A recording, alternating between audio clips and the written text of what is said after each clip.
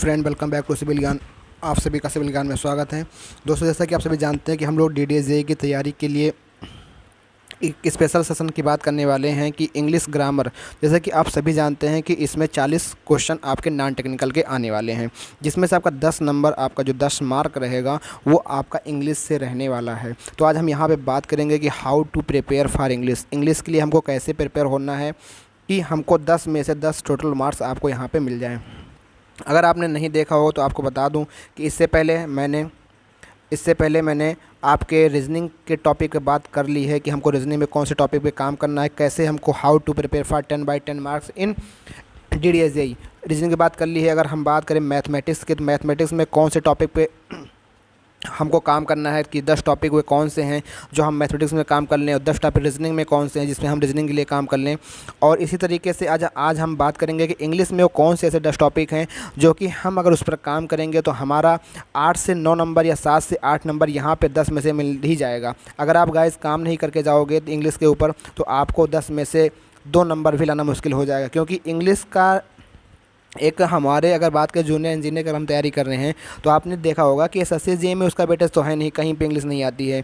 Further in सभी exam में अगर इंग्लिश आती भी है तो हम लोग अच्छे तरीके से ना पढ़ने होने वजह से हमको वहाँ पे क्वेश्चन नहीं हो पाते। जिनके भाई बन जाते हैं उनकी कोई बात नहीं है, नो डाउट, वो बहुत अच्छा वेल एंड गुड अच्छा कर रहे हैं। लेकिन जो इंग्लिश में बिल्कुल कमज़ोर है, डर लग रहा है कि हाँ भाई इंग्लिश में क्या ही पढ़ें, क्योंकि सिलेबस में ऐसा कुछ मेंशन नहीं कर रखा है, बस उन्हें दे रखा है कि इंग्लिश कंप्रहेंशन ऐसे करके लैंग्वेज वगैरह।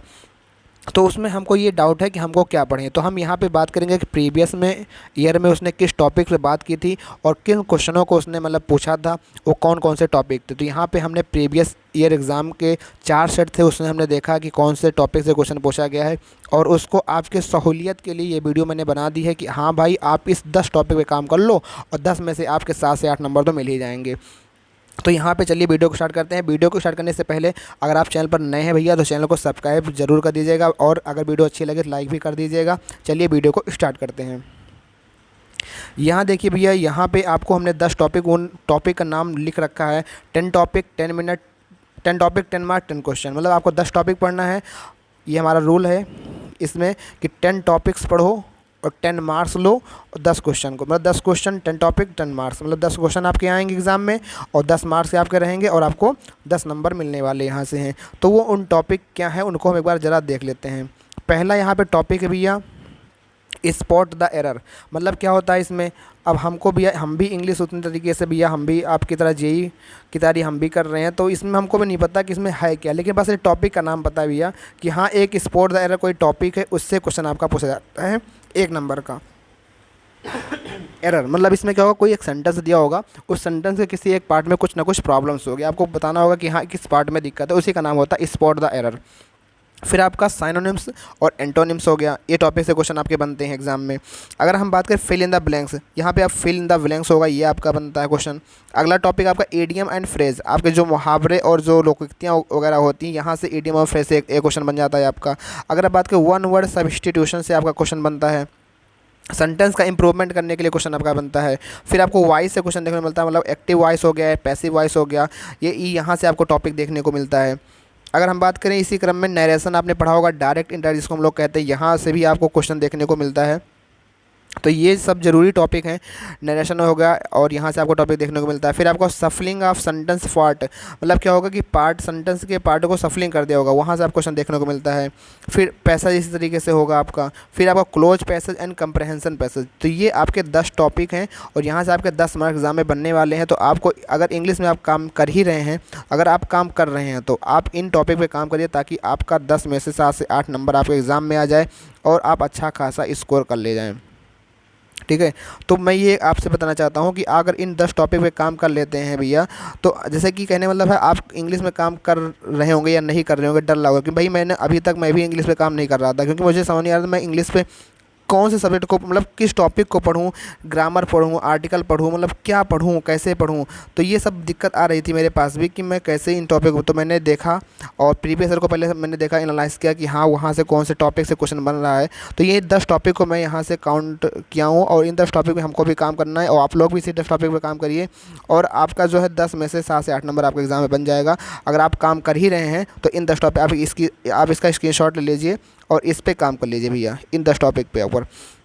तो DDS जेईई में आपका अगर इंग्लिश के लिए आप प्रिपेयर कर रहे हैं तो 10 टॉपिक ये आप काम करिए, और इस पे के ऊपर आप काम करेंगे तो आपका जो है 7 से 8 नंबर इंग्लिश में बन जाएगा। तो यहाँ पे हमने जो है, तो हमने यहाँ पे बात कर ली है इंग्लिश ग्रामर की, हमको कैसे काम करना है। 10 टॉपिक पढ़ना है और 10 में से 10 नंबर आपको लेकर आना है। यहाँ पे अगर हम इसको कैटेगरी वाइज डिवाइड करें, जैसे कि आप जानते हैं कि थोड़ा हमने देखा था कि इंग्लिश जो ग्रामर होती है आपका, एक तो होता है ग्रामर पोर्शन, ठीक है, फिर एक आप होता है लैंग्वेज पोर्शन, फिर आपका होता है वोकेब पोर्शन। तो ये आपका 3 पार्ट में, बेसिकली ये 3 पार्ट में होता है, ठीक है। एक आपका ग्रामर पोर्शन होता है जिसमें हम लोग आपका पार्ट्स ऑफ स्पीच पढ़ते हैं, टेंस वगैरह पढ़ते हैं, नरेशन हो गया, और फिर उसके बाद कंडीशन ऑफ सेंटेंस, ये सब इसमें पढ़ते हैं। फिर लैंग्वेज में आपका रीडिंग कंप्रहेंसिव, पैराजम्बलिंग जो सेंटेंस होता है, फिर आपका सेंटेंस अरेंजमेंट हो गया, क्लोज टेस्ट वगैरह हम लोग लैंग्वेज में पढ़ते हैं। वोकेब में आपका ये सब आता है। वोकेब में जैसे आपने पढ़ा होगा one word, one word, one word सब इंस्टीट्यूशन पढ़ा होगा। फिर आप पढ़े होंगे एडियम एंड फ्रेज पढ़े होंगे। फिर आपने पढ़ा होगा कॉमन कन्फ्यूजिबल। फिर आपने एंटोनिम्स पढ़ा होगा और सिनोनिम्स पढ़ा होगा, ठीक है। रूट वर्ड आपने पढ़ा होगा। तो ये सब आपका वोकेब के अंदर टॉपिक आता है, तो ये सब वोकेब में पढ़ देते हैं। तो यहाँ पे बेसिकली इंग्लिश ग्रामर को आपका जो है थोड़ा यहाँ पे ENG होगा, इंग्लिश ग्रामर आपका जो होगा। ग्रामर पोर्शन आपको पढ़ना है लैंग्वेज और वोकेब में। तो यहाँ से आपका 10 टॉपिक मिलने वाला है। बेसिकली हमने इनको सबको यहाँ पे लिख दिया है कि कौन सा टॉपिक आपको पढ़ना है, तो आपको इसका स्क्रीनशॉट ले लेना और इसी टॉपिक को आपको करना है। और अगर हम बात करें यहाँ पे जो प्रीवियस ईयर में क्वेश्चन पूछे गए थे, ये आप देख लीजिए थोड़ा यहाँ पे कि प्रीवियस ईयर में कैसे क्वेश्चन पूछे गए थे, उसी बेस में मैंने निकाला है। तो यहाँ पे देखें पहला क्वेश्चन आपका यहाँ जो पूछा गया था भैया, कि जो पूछा गया है सेम मीनिंग का, इनमें से कौन सी ऐसा वर्ड है, कौन सा ऐसा पेयर है जो does not have the same meaning, जिसके पास सेम मीनिंग नहीं होती है। तो यहाँ पे 4 ऑप्शन दिए गए हैं। तो ये आपका जो है वोकेब का क्वेश्चन है, तो यहाँ से 1 नंबर आपका वोकेब से आने वाला है। फिर यहाँ पे देखिए फिल इन द ब्लैंक्स का टॉपिक है, आपको यहाँ फिल इन द ब्लैंक्स करना है। फिर आपको यहाँ पे देखिए अरेंजमेंट ऑफ द सेंटेंस को अरेंजमेंट करना है, किस तरीके से आपको करेक्ट ऑर्डर हो ये बताना है। फिर यहाँ पे पूरा पैराग्राफ करके दिया हुआ है, इसका अरेंजमेंट करना है। तो ये आपका 4 टॉपिक होंगे, 4 नंबर यहाँ से आपके आने वाले हैं। फिर आप इसी तरह देखें यहाँ पे जो है आपको फिर ये एरर, जो हमने स्पॉट एरर बताया था, तो वहाँ पे स्पॉट एरर आपको बताना है। फिर आपके यहाँ पे सेम मीनिंग वाला क्वेश्चन है। फिर आप मिस स्पेल्ड वर्ड आपको पढ़ना है।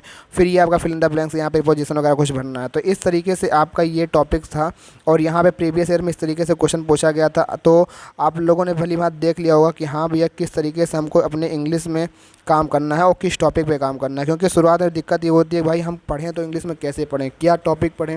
जैसे कि एक बेसिक जानकारी हम लोगों को इंग्लिश में होनी चाहिए ना, कि हाँ मतलब यह सिलेबस के बारे में अपने, कि हाँ हमको किस टॉपिक पे काम करना है और कहाँ से काम करना है, तभी तो हम उस पर काम कर पाएंगे। ऐसे हम लोग पढ़ते रहे हैं, बहुत से लोग ऐसे पढ़ रहे होंगे लेकिन उनको पता ही नहीं इंग्लिश में पढ़ना ही क्या है। तो ये उसी लिए आपके लिए वीडियो बनाई गई है, ताकि आप लोग जान सकें कि हाँ इंग्लिश में हमको क्या पढ़ना है। और बाकी जो लोग जानते हैं वेल एंड गुड, उनके लिए बहुत अच्छा है।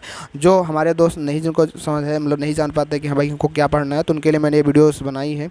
उम्मीद करता हूँ आपको वीडियोज़ अच्छी भी लगी होंगी। इससे पहले मैंने 2 वीडियोज़ बना चुका हूँ मैथमेटिक्स की, कि किस टॉपिक पर पढ़ना है, और आपको रीजनिंग की टॉपिक। अगर आपने उन वीडियोज़ को नहीं देखी है तो आपको चैनल पर जाकर के वीडियोज़ को देख लेनी है।